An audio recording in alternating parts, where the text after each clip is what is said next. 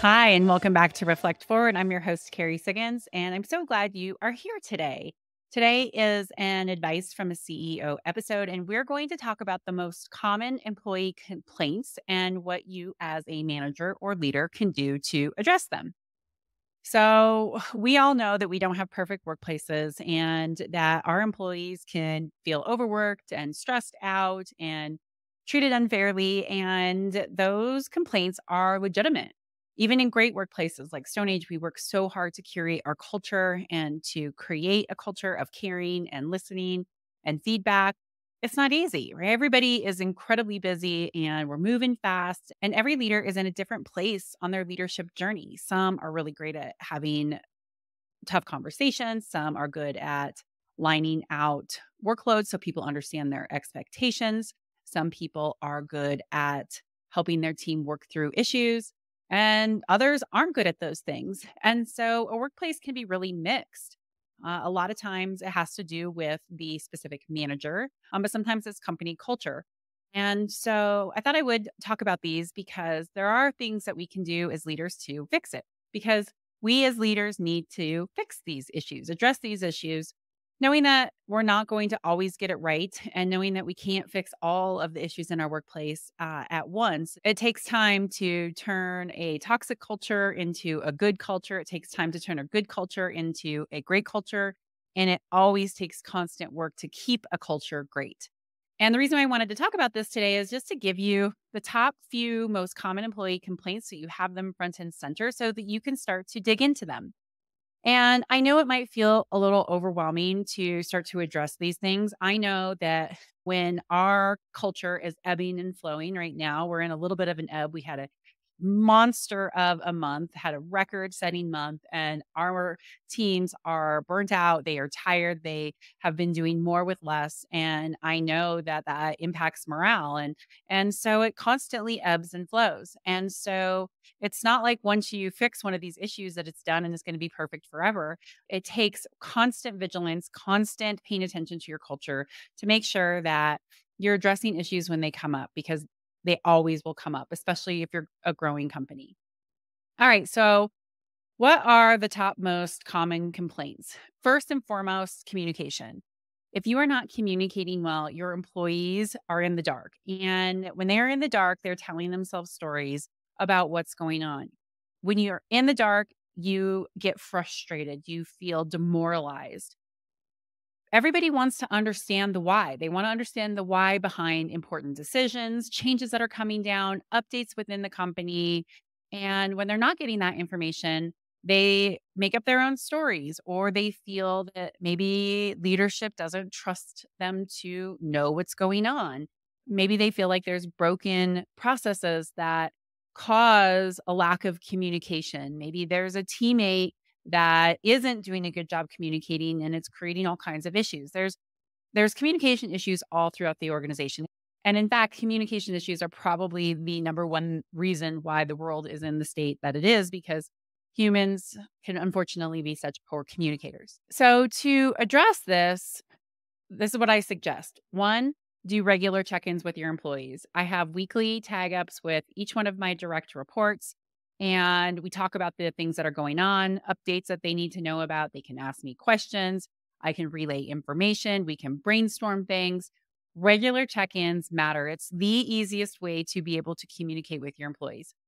Have regular check-ins. If you can't do one-on-ones weekly because you have too many direct reports, then certainly do it bi-weekly. It's so incredibly important to meet with your teammates to keep them informed. Email updates work very well.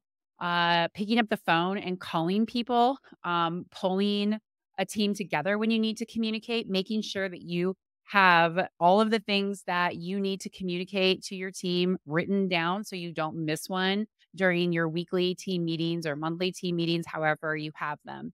You have to be diligent in making sure that you are communicating what's going on. And if you forget to communicate something or you assume that somebody else communicated it and it didn't, own it. Take responsibility for it. Don't get frustrated. Don't blame. Take responsibility for it because your job as a leader is to communicate. So these are some of the ways that we work on improving communication. I think that at Stone Age, Where people get frustrated the most about a lack of communication would be because of poor processes. So, my best advice to you is be as transparent as you can and be very committed to keeping your employees in the loop. Write the things down that you need to tell them and own it if you forget. So, another common workplace complaint is unfair treatment. People want to be treated equally, they want to be compared fairly to their peers.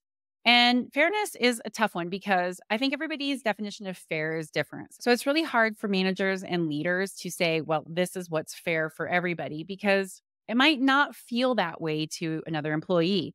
And I feel that we try to create fairness within a workplace by using policies.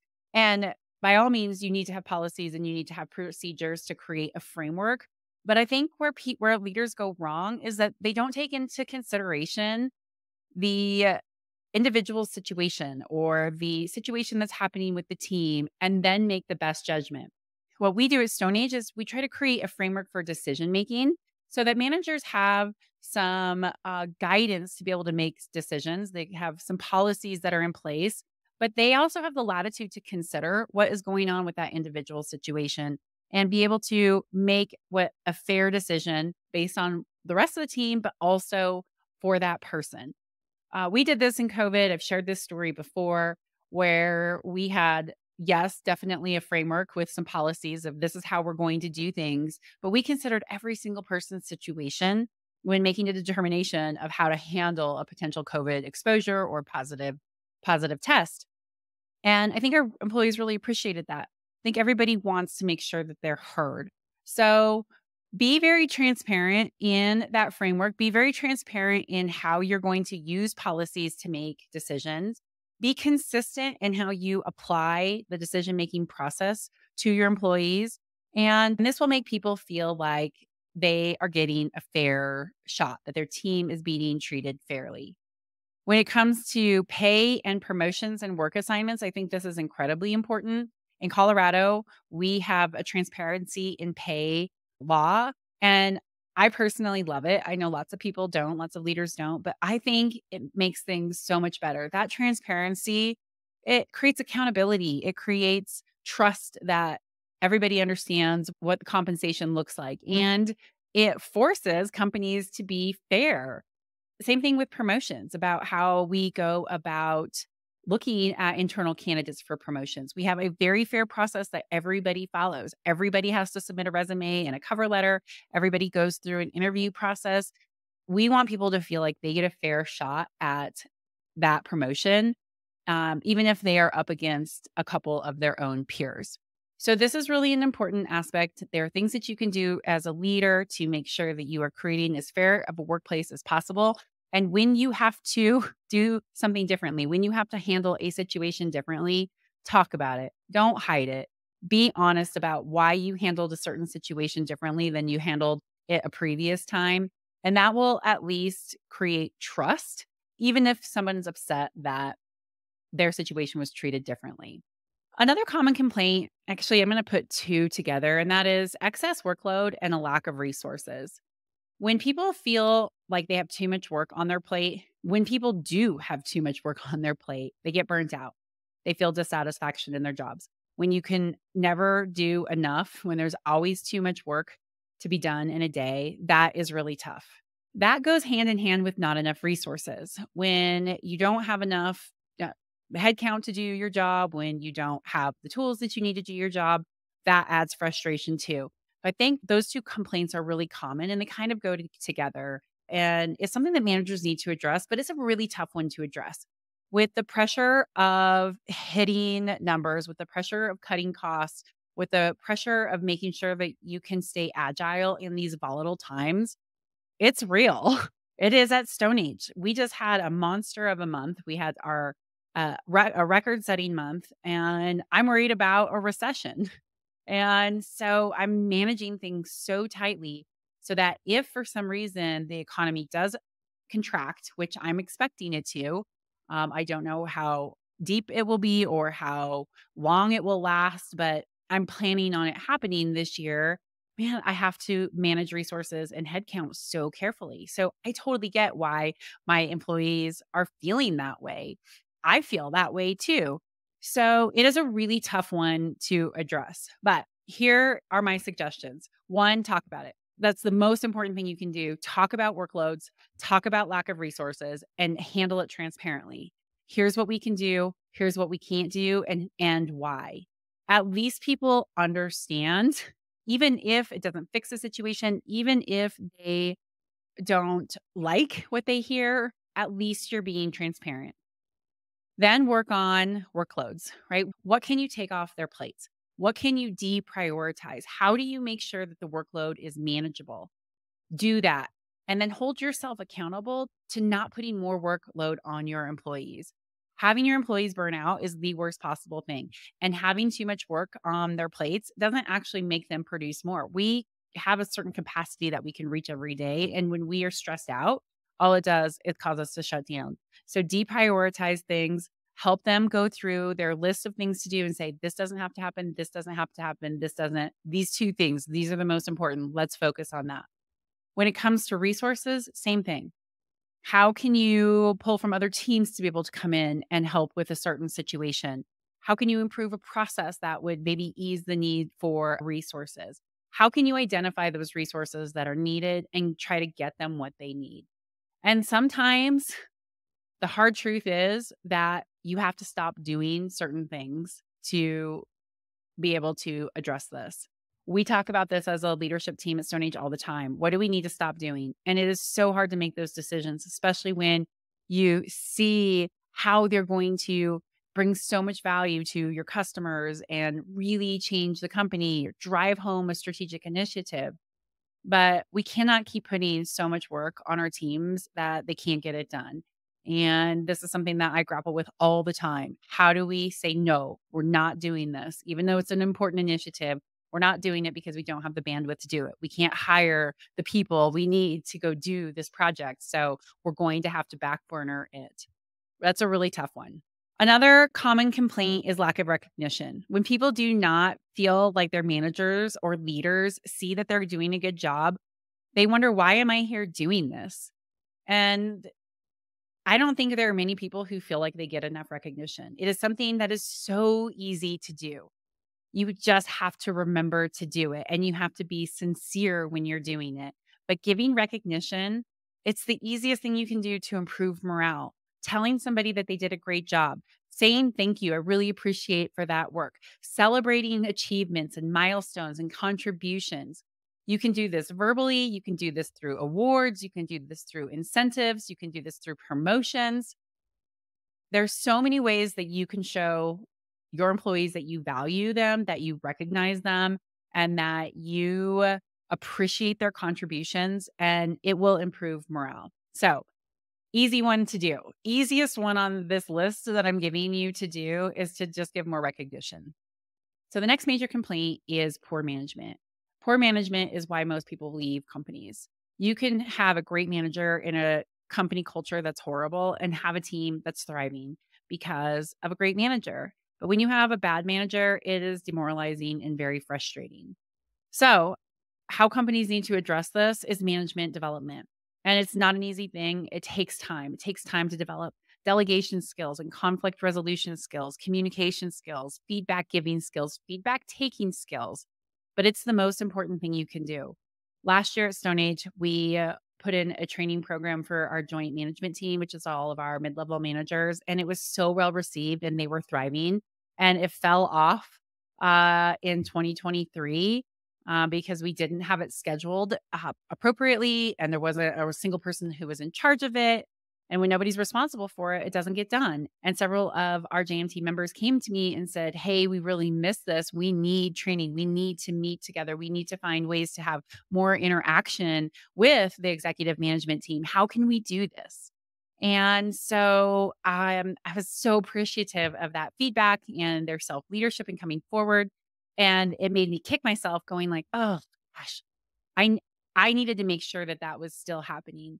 And to put a person in charge of making sure that it was happening because it is such an important thing to do.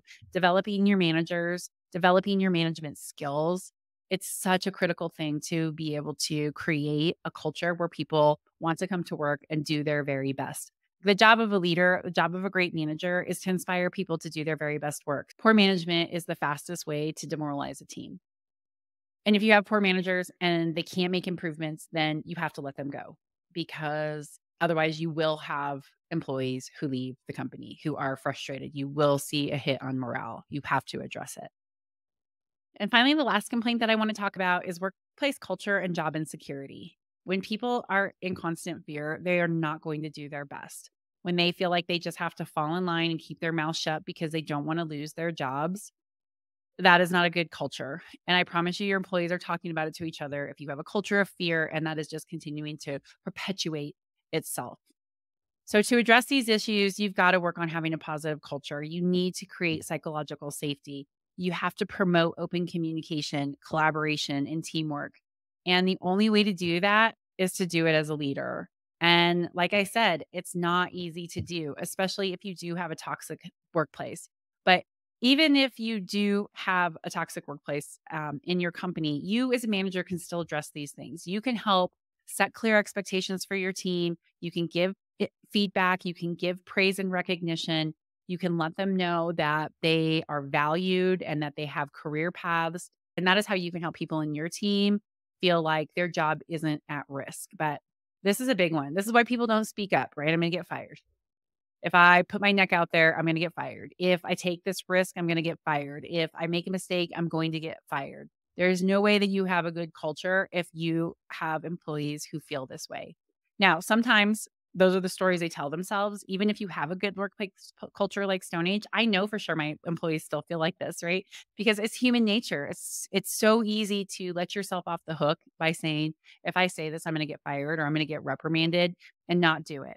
And so it is very real. I understand that's a real fear, and leaders have to work really, really hard and really closely with their teams to help remove the barriers for open, honest communication so that you don't have a toxic workplace culture where people feel like they're going to lose their jobs. All right. So those are the top complaints in a workplace and the things that leaders and managers can do to address them. Overall, your goal needs to be to improve employee morale and productivity. It does make a better workplace. It does make for a more successful company when you have employees who thrive. And if you have employees who continuously complain about these things and you do not address them as a leader, then you are going to see your culture decline. So, improve communication, treat employees fairly, address workload concerns, provide recognition, provide adequate resources, improve management teams, and offer a positive workplace. If you do these things, you can help your employees feel valued and supported and thrive.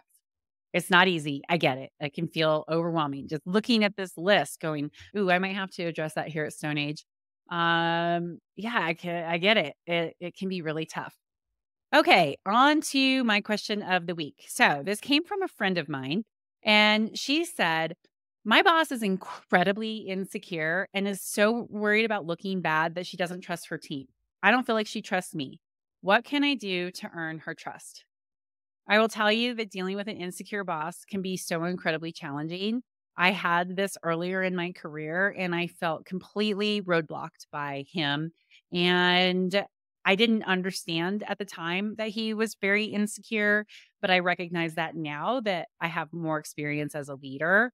And so I didn't do all of these things that I'm going to suggest now. I actually wound up leaving the company and I don't want you to have to do that. There are things that you can do if you have an insecure boss. Now, doesn't mean that you're going to fix her. And in fact, it is not even your responsibility to fix those insecurities. But there are things you can do to help earn that trust so that maybe he or she can relax a little bit, give you more autonomy, and be a better leader. So, first thing you can do is communicate effectively. Keep your boss informed on what you're working on. Make sure that you're reporting progress. Be clear and concise in your communication. Don't be defensive or confrontational. Communicate effectively. So, how I would do it is, hey, I'm working on these things. These are the progress. This is the progress that I made. These are the roadblocks that I'm facing. Just wanted to keep you in the loop. Do you have any feedback for me, advice?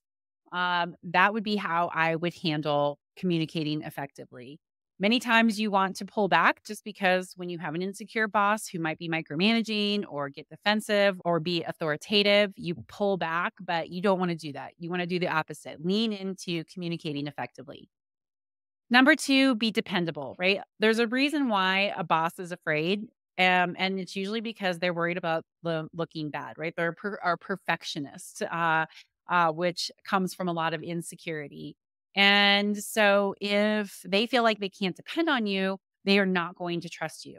So consistently deliver quality work, meet your deadlines, take responsibility if you make any mistakes.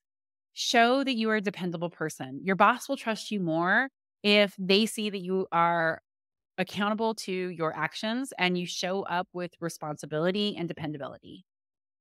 The next thing is to build a relationship. You cannot have trust in a relationship if you don't take the time to build a relationship. So get to know your boss, find out what their interests are, try to build a rapport with them, ask questions, care, show that you care. Even if maybe he or she holds you at arm's length reach. If you work to build that rapport, and meet them where they are at, you will build a relationship. And when you have that relationship, your boss will start to trust you a little bit more. Offer solutions. Now, this one's a tough one for me because I think always offer solutions. Now, I'm a big believer that leaders should never say, don't bring me problems, only bring me solutions. I talked about this on a previous podcast. I think that shuts people down. Your job as a leader, as a good manager, is to help your employees solve problems. And if they can't solve it, if they can't come up with a solution, then you need to sit down with them and help them. But if you have a boss who's insecure, don't bring them problems. Do bring them solutions. This is a really good way to show that you are dependable, trustworthy, and that you're not going to just dump it on their laps or ignore it so that it doesn't get fixed, which will eventually not make that person look good. So, if you see a problem, come up with a solution and present it to your boss. Show that you're proactive and that you can be trusted to solve problems. Just make sure that you are bringing him or her along. Uh, Never, ever, ever, ever, ever let your boss be blindsided, especially if you have an insecure boss. So that's why you need to be able to provide solutions, but don't hide a problem because if you blindside that person, it will not build trust. So come up with solutions to your problems and be transparent along the way, always bringing your boss along for what's happening. And then finally, be patient. I know that this is a tough one, especially when you're frustrated that your boss doesn't trust you and you have to deal with those insecurities, but building trust takes time. And a lot of people are naturally distrustful. It's part of what makes them a little bit insecure. Maybe they've been burned before. Like you don't know their story. You don't know why they feel like they have to show up in the way that they're showing up. You don't know where those insecurities are coming from. So be patient, be consistent in your efforts, be compassionate, don't take things personally, and your boss will start to trust you more over time. And then if you do all these things and it doesn't change and you really just have an insecure boss that isn't right for you, then you have to look at your career. You have to look at your choices. You have to look at the type of culture that you want to be part of. Remember, nobody else is responsible for your career but you. No one else is responsible for your happiness. If this is causing you to be anxious, to be stressed out, to disengage in your work, then maybe it's time to look at a different role within the company. How can you work for a different leader? Do you maybe need to take a different direction, go to a different company? I know that that is a scary thing, but you need to make sure that you are taking care of you. And if you are working for a boss that isn't effective for your style, for what you need, and you do not feel like you can grow with that person, then consider doing something different. I know that's what I did when I left my insecure boss. Um, I have mixed feelings about it. It was really tough to leave that company. I learned so much, but looking back on it, like I wish I would have tried some of these things. I wish I would have been more compassionate. I wish I wouldn't have just said, well, he's the boss. He should figure this out. He should be this way. I didn't take ownership and responsibility to um, prove that I was a reliable. I didn't take that next step of self-leadership to say, maybe there's some things that I can do that would help build trust rather than just being angry, upset, and taking it personally all the time. So remember again, it's not your responsibility to fix those insecurities. However, by being reliable, trustworthy team member, you can help to create a more positive workplace culture for everyone on the team and start to build more trust with your boss. So those are my tips. Hopefully those helped today. I'm so glad that you were here. I hope that this was useful to you. I'm going to leave you to your day and I will see you next week. And if you like this podcast, please like it, write a review, subscribe to it, subscribe to my YouTube channel. I always appreciate the support and it helps with the algorithms. Thanks so much. Have a great day. See you next week.